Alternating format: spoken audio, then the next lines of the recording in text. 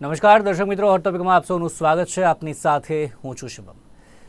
દર્શક મિત્રો, આજે છે ખાસ દિવસ એટલે કે વન્ય જીવ દિવસ, વાઇલ્ડ લાઈફ ડે. અને આજે ખાસ ઉજવણી વિશ્વભરમાં આની થતી હોય છે.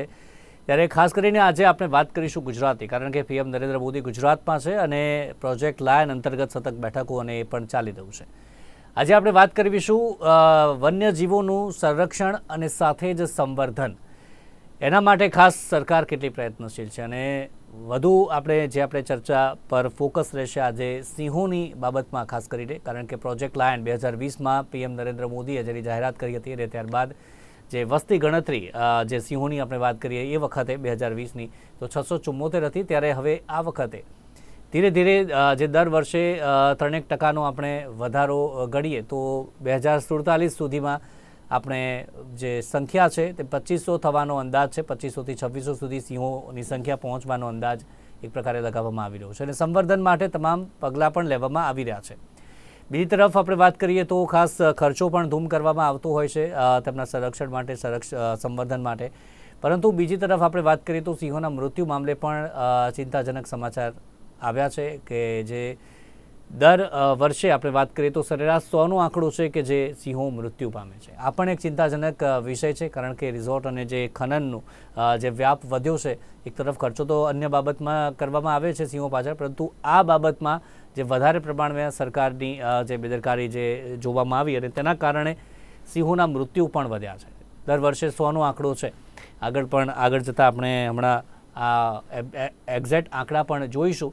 પરંતુ આજે ખાસ આપણે વાત કરવી છે વન્યજીવોના સંરક્ષણ સંવર્ધન માટે ખાસ કઈ કઈ બાબતો ધ્યાને રાખવી જોઈએ, અત્યારે હાલની શું પરિસ્થિતિ છે, સરકાર કેટલી પ્રયત્નશીલ છે, તમામ બાબત પર આપણે ચર્ચા કરીશું. અને પ્રોજેક્ટ લાયન એ શું છે ખાસ કરીને તેના પર ચર્ચા કરીશું. અને ચર્ચા કરવા માટે મારી સાથે જોડાઈ ગયા છે બે મહેમાન. મનીષભાઈ વૈદ્ય, વન્યજીવ પ્રેમી, આપણી સાથે જોડાયા છે, અને તેમની સાથે છે રાહુલભાઈ સોલંકી, નેચરલ ફાઉન્ડેશનથી અને સતત વન્યજીવો સાથે તે પણ સંકળાયેલા રહેતા હોય છે એમની બાબતમાં. શરૂઆત છે મનીષભાઈ આપનાથી. આજે વન્ય જીવ દિવસ અને તેની ઉજવણી દર વર્ષે થતી હોય છે, પરંતુ આ વખતે પીએમ અહીંયા ગુજરાતમાં છે અને તે પણ સાસણ ગીર ખાતે પહોંચ્યા હતા. આજે સવારે તેમણે પણ સિંહ દર્શન આજે કર્યા છે અને સિંહોના સંવર્ધન માટે તેમની જે જાહેરાત હતી પ્રોજેક્ટ લાયન, તેના અંતર્ગત સિંહોની વસ્તી વધે અને ગીર પૂરતા મર્યાદિત ન રહે તે પણ એક તેમનું એક વિઝન હતું. કઈ રીતે વર્ષો જતાં 5 વર્ષ વીત્યા છે પ્રોજેક્ટ લાયનની જાહેરાતને, કેવી રીતે આપ જોઈ રહ્યા છો તેને? ખૂબ સારી વાત છે કે પ્રોજેક્ટ લાયન હવે ગુજરાતની અંદર ઇમ્પ્લિમેન્ટ થશે. એની જાહેરાત તો 2020માં ઓગસ્ટમાં પીએમ સાહેબે કરી નાખેલી, પણ હજી ગીરમાં પ્રોજેક્ટ લાયન માટે ઘણું બધું કરવું પડશે. ઘણી બધી ટેકનિકલ વસ્તુઓ છે, લોકોને સમજાવવા પડશે. ગીરમાં સિંહોનું સંવર્ધન થઈ રહ્યું છે, પણ હજી પણ એની હેલ્થ ઉપર ઘણા બધા ઇસ્યુઝ છે કે જે આપણે જોવા પડશે. જે ગીર લાયન પ્રોજેક્ટ છે એમાં ઘણું બધું ફંડ પણ લગભગ 29,000 કરોડ જેટલું ફંડ એટલેની જાહેરાત થયેલી છે. પણ જ્યાં સુધી હું માનું ત્યાં સુધી કે ગીરની અંદર જો લાયન વધતા હોય તો એ પણ એક બહુ સારી વાત છે કે ભાઈ ગુજરાતની અંદર સિંહોની વસ્તી વધી રહી છે. પણ જે રીતે સિંહોની વસ્તી વધી રહી છે તેમાં એ લોકોનો આવાસ હવે ધીમે ધીમે ઓછો થતો ગયો છે.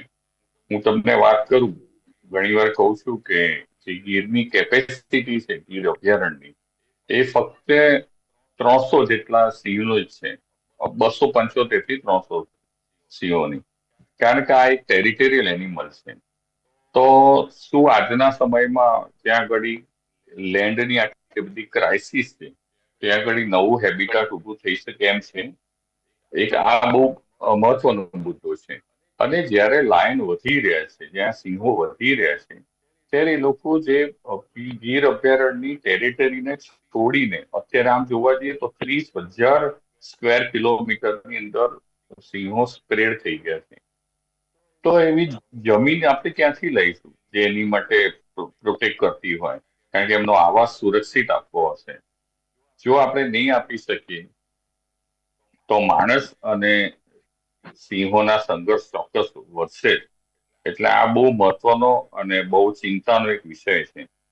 અત્યારે ગીરની અંદર જે રીતે ઇન્ફ્રાસ્ટ્રક્ચર ડેવલપ થઈ રહ્યું છે એ પણ બહુ સરાહનીય છે કે સિંહો માટે આવનાર વર્ષોની અંદર બહુ સારા કાર્યો થશે.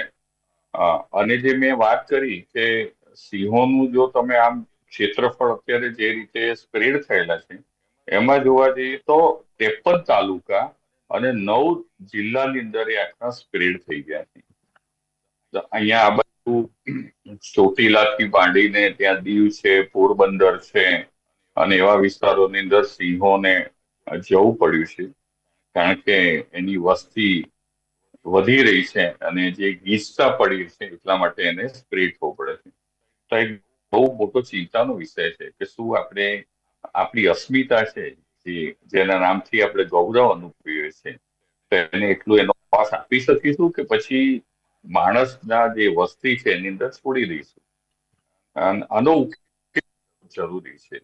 બાકી તો ગીર લાયનની અંદર આપણે વાત કરીશું કે ઘણા બધા હેલ્થ ઉપરની લેબોરેટરી સારી અદ્યતન વિકસાવવાની વાત છે, ટ્રેનિંગોની વાત છે, બીટગાર્ડ ને જે ફોરેસ્ટ એમ્પ્લોય છે એ વધારવાની વાત છે. બધા ઘણા બધી ગીર લાયન પ્રોજેક્ટની અંદર એનો અવકાશ આપેલો છે.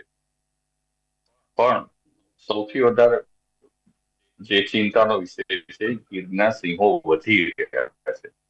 એ સારું છે કે ખોટું છે એની માટે આપણે આ વાત કરવી બહુ જરૂરી છે. જી એ જ સવાલ આપને જે હમણાં મનીષભાઈએ છેલ્લે સવાલ મૂક્યો કે સંખ્યા વધી રહી છે તે સારું કે પછી અન્ય ચિંતાજનક વિષયો જેમ જેમ સંખ્યા વધશે તેમ ચિંતા પણ એટલી જ વધવાની છે. જી, મનીષભાઈ વાત કરી એમ અત્યારે જે સિંહોની વસ્તી વધી રહી છે અને એના કારણે એ 416 સ્ક્વેર કિલોમીટરનું જે જંગલ છે એ છોડીને હવે 9 જિલ્લાની અંદર સિંહ વિચરતો થયો છે. એટલે હવે આપણે મેઇન વસ્તુ એ ધ્યાન રાખવાની છે. આપણે આ જે બધા પ્રોજેક્ટ ગવર્મેન્ટ લાવે છે બહુ સરસ છે, પણ ગીર જે સેન્ચુરી છે એની આજુબાજુના જિલ્લા છે ત્યાં આગળ આ સિંહની વસ્તી છે વધતી જાય છે ધીમે ધીમે, તો ત્યાં એવી સુવિધાઓ ઊભી કરીએ કે જેથી હ્યુમન અને એનિમલ્સના કોન્ફ્લિક્ટ ઘટાડી શકાય. હવે મેઇન ફોકસ આપણે એ કરવું પડશે, કારણ કે સિંહોની સંખ્યા વધતી જાય છે એટલે સ્વાભાવિક રીતે આ ટેરિટોરિયલ પ્રાણી હોય એ એનું વિસ્તાર છે વધારતો જાય છે. તો આગળના જિલ્લાઓમાં તકલીફ ક્યાં પડશે કે જે બીજા જિલ્લામાં હવે સિંહ જાય છે ત્યાંની વસ્તી છે એ સિંહો સાથે રહેવા માટે ટેવાયેલી નથી અને સિંહની જીવનશૈલીથી વાકેફ નથી, એટલે ઘણા બધા પ્રશ્નો થવાની શક્યતાઓ છે. આમ સંખ્યા વધે છે એ સુખદ બાબત છે, પરંતુ જેમ જેમ એની વસ્તી વધતી જાય છે, ટેરિટરી વધતી જાય છે, ત્યારે એની સામે પ્રશ્નો ઉભા થશે. તો મારું એવું અંગત માનવું છે કે આજુબાજુના જે જિલ્લાઓ છે એ જિલ્લાઓની અંદર આપણે ખાસ કરીને આના માટે અવેરનેસ અને લાયન છે, લાયન કેવી રીતે સર્વાઈવ કરતો હોય છે, એની સાથે કોન્ફ્લિક્ટ ના થાય તો શું કરવું જોઈએ, ઇવન તો એની માટે ફૂડ અને એના પ્રમાણેનો હેબિટાટ ક્યાંક ને ક્યાંક આપણે ગૌચર જમીનમાં ને એમાં બધી પડતર જમીનમાં ઉભો કરીએ તો ઘણા બધા કોન્ફ્લિક્ટ ટાળી શકીશું. જી જી મનીષભાઈ, એક સવાલ એ પણ થાય છે અત્યારે એક બાજુ જે ગીરના સિંહો માટે જે આપણે જણાવ્યું કે કરોડો રૂપિયાનો જે પ્રકારે ખર્ચો પણ કરવામાં આવે છે, પરંતુ બીજી તરફ અમુક સુધારા પણ કરવામાં આવ્યા છે. ખાણ ખનીજ મંજૂરી માટે ગુજરાત સરકારે જ માર્ગદર્શિકામાં જે સુધારો કર્યા છે, જેમાં જે રિઝોર્ટ ફાર્મ હાઉસ છે, હોમસ્ટે છે, આ બધા માટે પણ ત્યાં ખનન એ વધી રહ્યું છે અને તેના કારણે પણ એક ચિંતા છે અને એના કારણે પણ એવું થાય કે આ સરકાર વાત કરી રહી છે, બીજી તરફ આ અસંવેદનશીલતા પણ છે અને સિંહોના જીવ સાથે એક રમત પણ એક રમી રહી છે. આવા પણ સવાલો ક્યાંક થઈ રહ્યા છે. શિવમભાઈ, એવું છે કે જયારે આપણે લાયનના પ્રોટેક્શનની વાત કરીએ છીએ તો એ ફોરેસ્ટનો એક વિષય થઈ જાય છે. એની સાથે ગવર્મેન્ટને ઘણા બધા બીજા કામો કાં તો પોતાના જે બીજા પોર્ટફોલિયો છે એની પણ પ્રાધાન્યતા આપવું પડે છે. જેમ કે ઇન્ડસ્ટ્રીઝ પોલિસી છે અથવા માઇનિંગ પોલિસી છે. જે તમે વાત કરી કે માઇનિંગ માટેના પણ આ લોકોએ હજી ખાણ ખદાન એની આજુબાજુ ગીરના અભયારણ્ય બાજુ થઈ જ રહ્યું છે. કદાચ એ અંકુશમાં નહીં હોય એવું માનું છું, પણ શા માટે જ્યારે સિંહોની વાત આવે છે તો આ એક પોલિસી જે ફોરેસ્ટ પોલિસી હોય કાં તો વાઇલ્ડ લાઈફની પોલિસી હોય, કન્ઝર્વેશનની પોલિસી હોય, ઇન્ડસ્ટ્રીઝ પોલિસી હોય, માઇનિંગ પોલિસી, એને એક બેસીને શા માટે એક બધાને સહમતિ થાય એવી પોલિસી કેમ નથી ઘડાતી? હું આ ઘણા વખતથી વિચાર કરું છું. તો કારણ કે અત્યારે જે રીતે ગીરની આજુબાજુ લાઇમસ્ટોનની ખનીજ ખોદવામાં આવે છે, એ તમે જુઓ તો મોટા મોટી ઇન્ડસ્ટ્રીઝો ત્યાં સિમેન્ટ બેઝ ઇન્ડસ્ટ્રીઝ ત્યાં પડેલી છે. હવે એ બંધ થાય તો ઘણા બધાને રોજગારી પર અસર થાય. તો આપણી પોલિસી એવી થવી જોઈએ કે ભાઈ તેના નો જે ઇકો સેન્સિટિવ ઝોન કાં તો જેના પેરાફેરિયલ છે, તમે કેટલે દૂર એને પરમિશન આપવી જરૂરી છે. જો તમે ગીરની અભયારણ્યની 1 કિલોમીટર કે 2 કિલોમીટરની અંદર જો આ ખાણ ખનીજ ખોદવાની પરમિશન આપશો તો એનું આજે નહીં તો આવનાર વર્ષોની અંદર એની ઇકોનોમી અને એના એન્વાયરમેન્ટલ પ્રોબ્લેમ્સ વધવાના છે. તો આ ઘણા બધા પ્રશ્નો વિચારવા જેવા છે. જે હમણાં ઇકો સેન્સિટિવ ઝોનની પણ હમણાં સરકારે ઠરાવ કર્યો કે ભાઈ 1 થી 2 કિલોમીટરની અંદર હોમ સ્ટે ને મંજૂરી આપશો. પણ શું હકીકતમાં એ ખરેખર હોમ સ્ટે છે? ઘણી બધી ઇન્ડસ્ટ્રીઝ, હોટેલ ઇન્ડસ્ટ્રીઝ એવી આવી ગઈ છે કે જેમાં લોકલ લોકોને રોજગારી નથી મળતી. આજે પણ ત્યાં ડીજે વાગતું હોય છે, ત્યાં ડેસ્ટિનેશન મેરેજ થતા હોય છે, ત્યાં એમ્પ્લોયમેન્ટ જે લોકલ લોકોના અને કલ્ચરલ ના નામથી ત્યાં એમ્પ્લોયમેન્ટમાં આપવા નથી, ત્યાં ધમાલ થાય છે. તો આ બધું ડિસ્ટર્બન્સ ઊભું તો કરે છે. તો આને ખરેખર અંકુશમાં લેવાની જરૂર છે. અને પ્રોજેક્ટ લાઇનની સાથે સાથે ઇકો સેન્સિટિવ ઝોન છે એને પણ મર્જ કરવાની જરૂર છે. હું ઘણા વખતથી એમ કહું છું કે ઇકો સેન્સિટિવ ઝોનનું ખરેખર ઇમ્પ્લિમેન્ટેશન તાત્કાલિક થવું જોઈએ. શા માટે આટલી બધી વાર કરો છો? કારણ કે દરેક એરિયાને પ્રોટેક્ટ કરવા માટે એના કોઈકના નિયમો અથવા એનું નિયમન કરવું બહુ જરૂરી છે. એટલા માટે જ વાઇલ્ડ પ્રોટેક્શન એક્ટ આજે એ સમય આવી ગયો છે કે ઇકો સેન્સિટિવ ઝોન જે આપણે નક્કી કરેલા છે એનું તાત્કાલિક ઇમ્પ્લિમેન્ટેશન કરવું જોઈએ. તો જ આ પ્રોજેક્ટ લાયન છે એની સાથે એ ઘણા બધા બીજા કન્ઝર્વેશનના કામ થશે. જી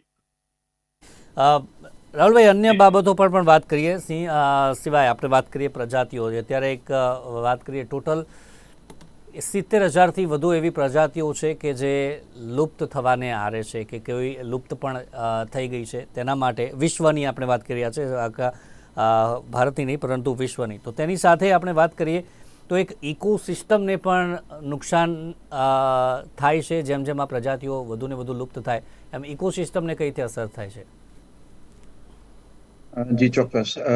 જે ગ્લોબલાઇઝેશન થઈ રહ્યું છે અને વૈશ્વિક સ્તરે હવે મનુષ્ય છે એ એની જરૂરિયાત માટે જે આંધળી દોટ મૂકેલી છે એમાં ક્યાંક ને ક્યાંક, ખાસ કરીને ભારતની વાત કરું તો વસ્તી વિસ્ફોટ થયો છે. તો એ વસ્તી વિસ્ફોટના કારણે એના રહેણાંકના મકાનો બનાવવા માટે, કામ કરવા માટે જરૂરિયાતના સ્થળો બનાવવા માટે જે પડતર જમીનો હતી અથવા તો જ્યાં વૃક્ષો હતા એ બધી જ વસ્તુઓનો હવે નાશ કરતા જાય છે.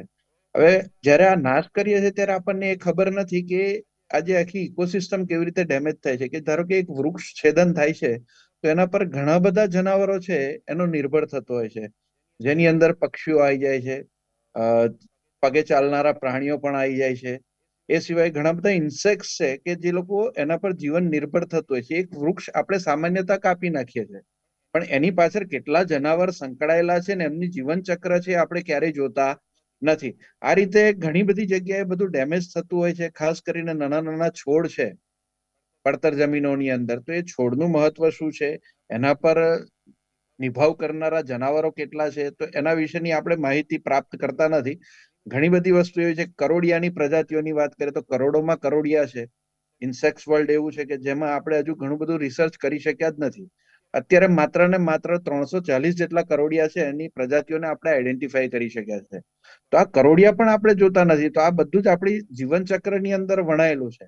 એટલે નાનામાં નાના ઇન્સેક્ટ્સ છે એ પણ મહત્વના છે. પણ જે આ ઇન્ફ્રાસ્ટ્રક્ચરના ડેવલપમેન્ટમાં આપણે જે બધું નુકસાન કરી રહ્યા છે એના કારણે ચોક્કસપણે આ આખી ઇકોસિસ્ટમ છે ડેમેજ થઈ રહી છે. અને ટૂંક સમયમાં મને એવું લાગે છે કે હવે ભારત દેશ છે, ભારત દેશની વાત કરીએ તો ઋતુઓને આધીન દેશ હતો. હવે ગ્લોબલાઇઝેશનના કારણે અને આ જે વિકાસની આંધળી દોટ છે એના કારણે ઋતુ ચક્ર પણ આપણું પ્રોપર રહેતું નથી. કારણ કે મનુષ્યને જે જરૂરિયાત છે એના કારણે એ જેટલો બધો કાર્બન ડાયોક્સાઇડ પ્રોડ્યુસ કરી રહ્યા છે, જેના કારણે બધા વાયુઓ છે એ ઉપરની સાઈડે ગ્રીન વાયુ ઇફેક્ટ છે, આખી એ લેયર્સ બધા તોડી રહ્યા છે, ઓઝોનના લેયર્સ તૂટી રહ્યા છે, એટલે ઋતુ ચક્ર પણ ડેમેજ થઈ રહ્યું છે. એટલે હવે ખેડૂતો છે જે અનાજ પકવે છે એ પણ ઋતુ પ્રમાણે પાકી શકતું નથી, ફળફળાદી મળતી નથી.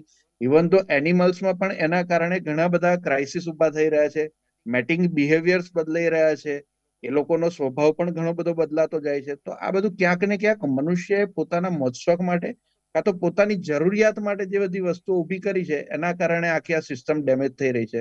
તો ક્યાંક એના પર થોડો અંકુશ મુકાય, જ્યાં આગળ આપણી પાસે હવે જેટલો ભાગ બચેલો છે એને બચાવવાનો પ્રયત્ન કરીએ તો ડેફિનેટલી આપણે ક્યાંક કરી શકીશું.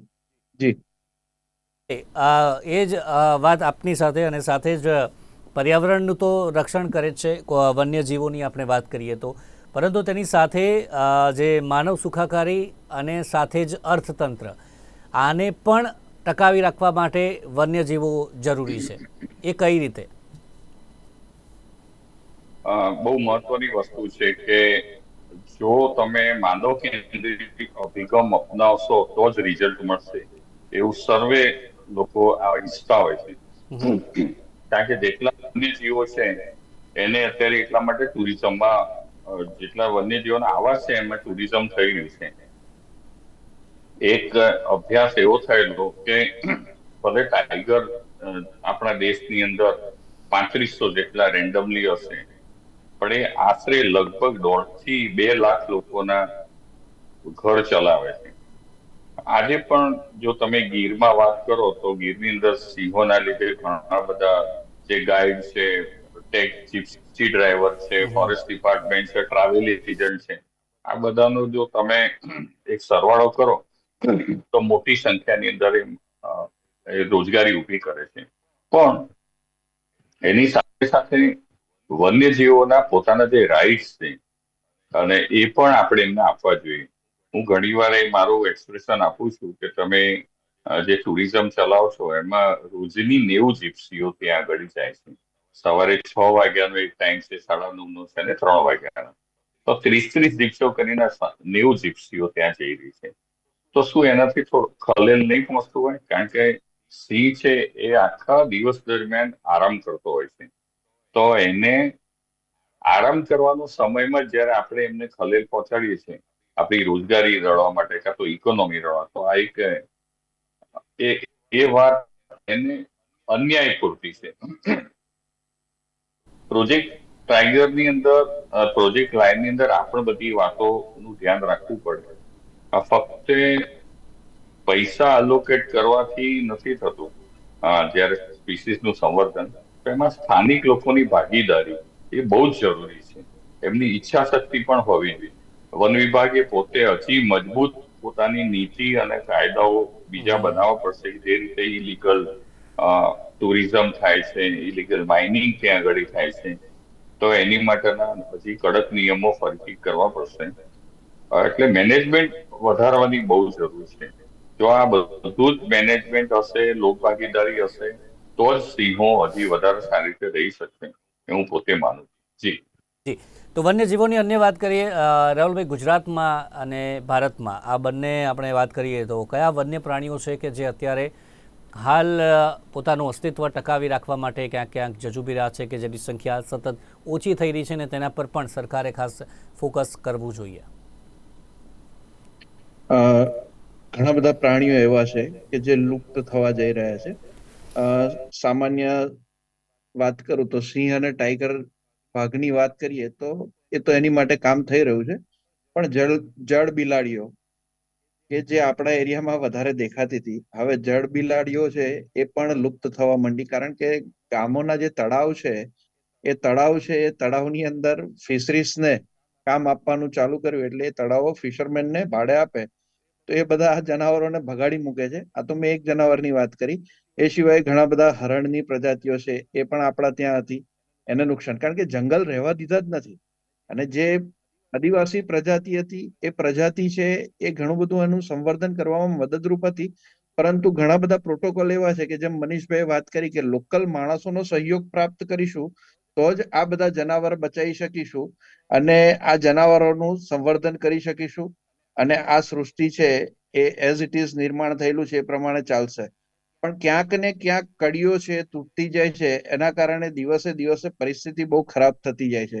પક્ષીઓની પણ ઘણી બધી પ્રજાતિઓ હતી, એ પ્રજાતિઓ છે હવે લુપ્ત થવા માંડી છે, કારણ કે એને જે જરૂરિયાત મુજબનું વાતાવરણ પ્રાપ્ત થવું જોઈએ એ પ્રાપ્ત થતું નથી. ક્યાંક વિકાસ છે, ક્યાંક વૃક્ષો છે, કાં તો આપણી માનવ વસાહત છે એના જે મકાનો છે એમાં એ લોકો ક્યાંક ને ક્યાંક માળા બનાવતા હતા, એ પણ જગ્યાઓ હવે બધી ખૂટવા માંડી. એટલે આ બધા જનાવરને હવે સર્વાઈવ કરવા માટે પણ ઝઝૂમવું પડે છે.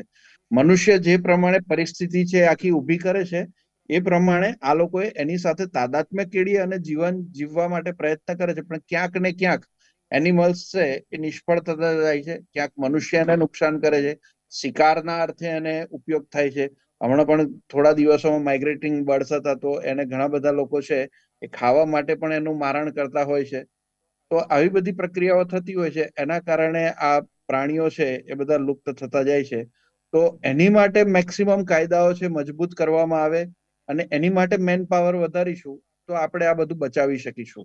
માત્ર સિંહ અને વાઘ એ બંને મોટા પ્રાણીઓ છે એટલે એની માટે વારંવાર ચર્ચા થતી હોય છે, પણ એવા અઢળક પ્રાણીઓ છે કે જેની કોઈ ચર્ચા થતી નથી. ઘરોડી છે, વંદા છે, દેડકા છે, ઘણા બધા ઇન્સેક્ટ છે જેના માટે ક્યારેય ચર્ચા થતી નથી અને એને માટે કોઈ વિચાર્યું પણ નથી. જો આ બધું બચાવીશું તો પૃથ્વી પર આ ચક્ર છે એ યથાવત રહેશે અને હું માનું છું ત્યાં સુધી આપણી સામે જે કુદરતી આફતો આવી રહી છે એને આપણે ટાળી શકીશું. જી. પૃથ્વી અને તેના રક્ષણ માટે નાનામાં નાના ઇન્સેક્ટથી માંડીને મોટામાં મોટું પ્રાણી તે તમામ જરૂરી છે અને તેને બચાવવા પણ જરૂરી છે. મનીષભાઈ, અંતમાં આપની દ્રષ્ટિએ એ જ સવાલ આપને પણ, કયા કયા વન્ય પ્રાણીઓ, આજે વન્ય પ્રાણી દિવસ છે તો વન્ય પ્રાણીઓની વાત કરીએ કે કયા વન્ય પ્રાણીઓની ચર્ચા વાઘ અને સિંહની સિવાય થવી જોઈએ, તેમના રક્ષણ માટેની થવી જોઈએ, અને જો આવું નાવું રહ્યું જંગલોના વિસ્તાર પ્રત્યે આવું જ વલણ રહ્યું તો ભવિષ્ય આપ કેવું જુઓ છો? બહુ મહત્વની વસ્તુ છે. ગુજરાતની અંદર જો તમે ઘોરાડની વાત કરો, જે ગ્રેટ ઇન્ડિયન બસાડ કહેવાય છે, એની સૌથી ભયાનક સ્થિતિ છે કે અત્યારે ગુજરાત ગવર્મેન્ટ એના કાં તો ફોરેસ્ટ ડિપાર્ટમેન્ટ એના ડેટા નથી આપતા, પણ અમારા બધાનું માનવું છે કે ફક્ત 2 અથવા 3 જ પક્ષી રહી ગયા છે જે રાજસ્થાનનું સ્ટેટ બર્ડ પણ છે. અને ગુજરાતની અંદર નલિયા પાસેનું જે એનું સેન્ચુરી છે એમાં 2 ફિમેલ રહી ગઈ છે અને છેલ્લા 3 વર્ષથી મેલ ગાયબ છે. હવે એનું સંવર્ધન કઈ રીતે થશે એ બહુ મોટો ચિંતાનો વિષય છે. પણ એની સાથે સાથે આપણા ત્યાં વાઇલ્ડ ડોગ પણ હતા. આજની તારીખમાં પણ ઘણીવાર ડાંગની આજુબાજુ વાઇલ્ડ ડોગના ડેટા મળી રહ્યા છે, કાં તો જોયા હોય એવા આપણને સમાચાર મળે છે. ગીધ અત્યારે લુપ્ત થઈ રહ્યા છે કારણ કે ડાયક્નોફેલિકના કારણે, આપણા વિકાસના કારણે, કાં તો આપણી જે ડ્રગ વાપરવાની જે પદ્ધતિ છે એના લીધે મોટા ઝાડ કપાઈ જવાથી એના રૂસ્ટિંગ અને નેસ્ટિંગ અત્યારે જતા રહે છે. એ સિવાય સારસની પણ બહુ ખરાબ હાલત છે કે જેટલા વેટલેન્ડ હતા, જે પાણીના જળસ્ત્રાવો હતા, એ અત્યારે હવે રહ્યા નથી અને એ ન રહ્યા હોવાથી સારસના હેબિટાટ પણ અત્યારે લુપ્ત થઈ રહ્યા છે. નાના નાના ઘણા બધા બીજા જીવો છે જેમાં રામચકલી છે, જળ બિલાડી છે, ચોસિંગા છે, કાળિયાર પણ આપણા ફક્ત વેળાવદરની અને સુરેન્દ્રનગર જેટલા સીમિત રહી ગયા છે. તો ઘણીવાર આપણે એ જ વાત ના કરી જોઈએ, સિંહ અને વાઘની જ વાત ના કરતા જઈએ. આખી ઇકોલોજી અને જે આહાર શૃંખલા કહેવાય, કાં તો જે જૈવિક વિવિધતાની કડી છે, એને જો આપણે ધ્યાન રાખીએ તો આ નાની નાની સ્પીસીસો બચશે તો મોટી પ્રજાતિના સિંહો છે, વાઘ જે બચશે અને તો જ આપણે એક સારું સંવર્ધન થયું એવું કહેવાશે. જી, ચોક્કસથી. તો તમામ જીવ કે જે જરૂરી છે, પર્યાવરણની રક્ષા માટે જરૂરી છે, માનવ સુખાકારી માટે જરૂરી છે, એક ઇકોસિસ્ટમ અત્યારે જે પ્રકારે ડેવલપ થતી હતી, પરંતુ એક વિકાસની જે આંધળી દોટમાં ક્યાંક ને ક્યાંક એક ઇકોસિસ્ટમ પણ તેને નુકસાન પહોંચી રહ્યું છે. ત્યારે વન્ય પ્રાણીનું સંવર્ધન અને સંરક્ષણ આ બંને જરૂરી છે. માત્ર વાઘ અને સિંહ નહીં, પરંતુ જે લુપ્ત થતી પ્રજાતિઓ છે તેને પણ કેવી રીતે બેઠી કરવી તે પણ ચિંતાજનક વિષય ખૂબ જ મોટો બની ગયો છે. એ જ મુદ્દે આપણે ચર્ચા કરી. ચર્ચામાં જોડાયા રાહુલભાઈ અને સાથે જ મનીષભાઈ, બંનેનો ખૂબ ખૂબ આભાર અમારી સાથે ચર્ચામાં જોડાયા તે બદલ. Thank you very much. તો દર્શક મિત્રો, હાલ આ ટોપિકમાં બસ આટલું જ. ફરી મળીશું નવા મુદ્દા સાથે. રજા આપશો. નમસ્કાર.